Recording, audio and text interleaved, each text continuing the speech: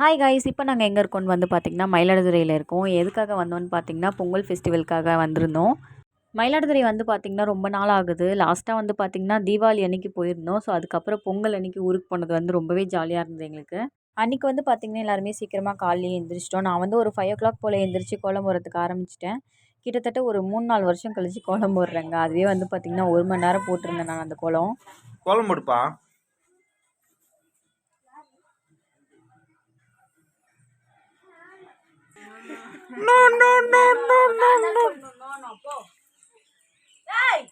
அச்சோ அச்சோ பாப்போ, என்ன பண்ற? கோலத்து மேலாம் நடந்து போற. சரி வா பா. போச்சு கோலம் போச்சு, கோலம் போச்சு. ரொம்ப நேரம் கஷ்டப்பட்டு போட்ட கோலத்தை எப்படி கலைச்சிட்டு விளையாண்டுருக்கான் பாருங்கள். சரி, அவனும் ஜாலியாக விளையாண்டுருந்தான். நானும் அப்படியே விட்டுட்டேன், அதை பற்றி எதுவும் கேர் பண்ணிக்காமல். அதுக்கப்புறம் நானும் ரித்துவும் காலையிலே சீக்கிரமாக குளிச்சிட்டோம். அதுக்கப்புறம் சீக்கிரமாக மார்னிங்கே வந்து வீட்டில் சாமி கும்பிட்டுட்டு எல்லோரும் கோவிலுக்கு கிளம்புறதுக்கு ரெடி ஆகிட்டோம். ஆஃப்டர்நூன் லஞ்ச் முடிச்சுட்டு போகலாம் கோவிலுக்கு அப்படின்னு தான் பிளான் பண்ணியிருந்தோம். ஸோ அதுக்கு முன்னாடி நானும் ரித்துவும் கொஞ்சம் நேரம் விளையாடிட்டு இருந்தோம். இங்கே ஆடு இருக்குது பார்த்தீங்களா, இந்த ஆடு வந்து பார்த்திங்கன்னா அதுக்கு முதல் நாள் நைட்டு தான் வந்து பார்த்திங்கன்னா குட்டி போட்டுது, 2 குட்டி. ரொம்ப க்யூட்டாக இருந்தது அந்த குட்டி 2ம். ஸோ அது கூட தான் நானும் ரித்துவும் கொஞ்சம் நேரம் விளையாண்டுட்டு இருந்தோம். அவனுக்கு இதெல்லாம் புதுசு இல்லை, இங்கே அதெல்லாம் நேராக பார்த்ததில்ல கிட்ட. அங்கே வந்து அதை பார்க்கும்போது அவனுக்கு ரொம்ப ஜாலியாக இருந்தது. அது கிட்ட போய் போய் ரொம்ப நேரம் பார்த்து வேடிக்கை பார்த்துட்டு ஜாலியாக என்ஜாய் பண்ணிட்டு இருந்தான் ரித்து. என்ன பண்ணுது ஆடு? மம்மும் சாப்பிடுதா? ரித்து உன்னை கூப்பிடுது பாரு.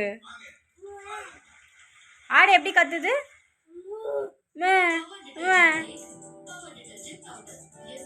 இதே மாதிரி ஆடு கூட கொஞ்ச நேரம் நாங்கள் விளையாடிட்டே இருந்தோம். டைம் போனதே எங்களுக்கு தெரியல. ரொம்ப நேரம் விளையாடிட்டு இருந்தோம்.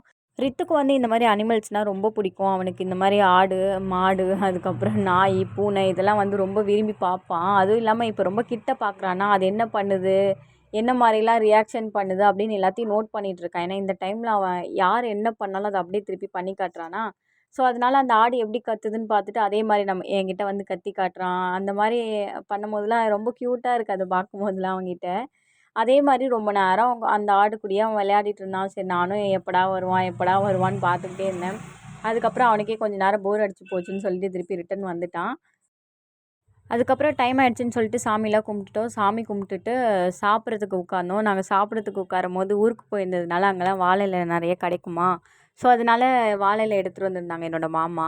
அதில் வந்து சாப்பிட்டுட்டு இருந்தோம். ரித்து வந்து ஃபர்ஸ்ட் டைம் இந்த வாழை இலையில் சாப்பிட்றதெல்லாம் பார்க்குறான். எங்கேயாவது ஃபங்க்ஷன் போனால் சாப்பிடுவோம். பட் அதனால் இந்த மாதிரி கீழே உட்காந்து வாழை இலை போட்டு சாப்பிட்டதெல்லாம் அவன் பார்த்ததில்ல. எல்லாருமே உட்காந்து சாப்பிட்றாங்களேன்னு சொல்லிட்டு அவனும் அதை கேட்டுட்டு இருந்தான் என்கிட்ட. இது எனக்கு வேணும் அப்படின்னு ரியாக்ஷன் மட்டும் பண்ணான். அதுலேயே நமக்கு புரியுது அவன் என்ன கேட்குறான்ட்டு. ஸோ அதனால் அவருக்கும் ஒரு இலை போட்டு அதில் பொங்கல் கொஞ்சம் கொஞ்சமாக அவங்க அப்பா எடுத்து வச்சுட்டு இருந்தாரா. அவர் நல்லா விரும்பி சாப்பிட்டுருந்தார். அது வேறு நல்லா ஸ்வீட்டாக. ரித்துக்கு ஸ்வீட்னால் பயங்கரமாக பிடிக்கும். அதனால் பயங்கரமாக அந்த ஸ்வீட் அள்ளி அவன் சாப்பிட்டுட்டு இருந்தான். எல்லாருமே சாப்பிட்டுட்டு கோவில் கிளம்புறதுக்கு ஆரம்பிச்சிட்டோம். காரில் தான் போயிருந்தோம். எங்கள் வீடு வந்து பார்த்திங்கன்னா மயிலாடுதுறையில் இருக்குது. கோவில் வந்து கும்பகோணத்தில் இருக்குது. எங்கள் வீட்டிலேருந்து கோவிலுக்கு வந்து பார்த்திங்கன்னா கிட்டத்தட்ட ஒரு 1 hour ஆகும். 1 hour ட்ராவல் பண்ணி தான் அந்த கோவிலுக்கு போகணும். ஸோ இந்த வேண்டுதல் நாங்கள் எப்போ வேண்டியிருந்தோம்னு பார்த்திங்கன்னா, ரித்து வந்து என்னோடய வயிற்றுக்குள்ளே இருக்கும்போதே என்னோடய அத்தை வந்து வேண்டியிருந்தாங்க. நல்லபடியாக பிறந்துட்டா எடைக்கு எடை காயின் போடுறேன் அப்படின்னு சொல்லிட்டு வேண்டியிருந்தாங்க.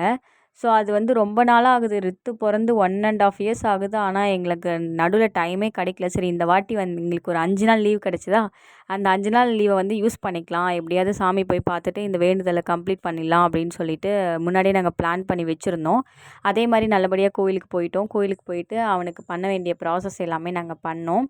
இந்த கோயிலில் வந்து பார்த்திங்கன்னா இந்த மாதிரி வேண்டுதல் தான் நிறையா பண்ணுறாங்க. ஸோ இது அங்கே ஃபேமஸ் போல் இருக்குது. நாங்கள் வேண்டியிருந்தது வந்து பார்த்திங்கன்னா ரித்துக்கு வந்து எடைக்கு எடை காயின் போடலாம் அப்படின்னு சொல்லிட்டு வேண்டியிருந்தோம். ஆனால் அங்கே வந்திருந்தவங்களாம் வந்து பார்த்திங்கன்னா குழந்தைங்கள வச்சு எடைக்கு எடை என்ன போட்டாங்கன்னா, நெய் இருக்கு இல்லையா, நெய் வச்சாங்க, அதுக்கப்புறம் வெல்லம் வச்சாங்க.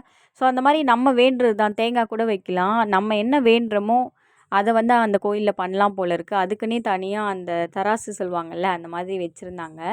ஸோ அதில் தான் ரித்து வச்சு நாங்கள் பண்ணோம். அதில் வந்து ரித்து உட்காருவானான்னு நினச்சி நான் வந்து ரொம்ப பயந்துகிட்டே இருந்தேன். பட் ஆனால் அதில் உட்காந்துட்டு அது கொஞ்சம் நேரத்தில் அது ஊஞ்சல் மாதிரி ஆடவும் அவர் கொஞ்சம் ஜாலியாக என்ஜாய் பண்ணிகிட்டு இருந்தான். ஆனால் அதில் அவனை உட்கார வைக்கிறதுக்கு முன்னாடி நாங்கள் பட்ட கஷ்டம் இருக்கே.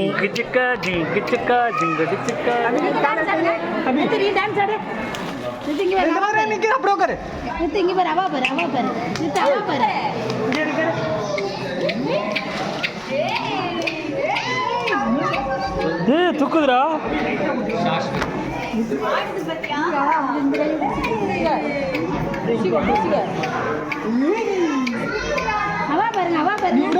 அவன் கை எடு.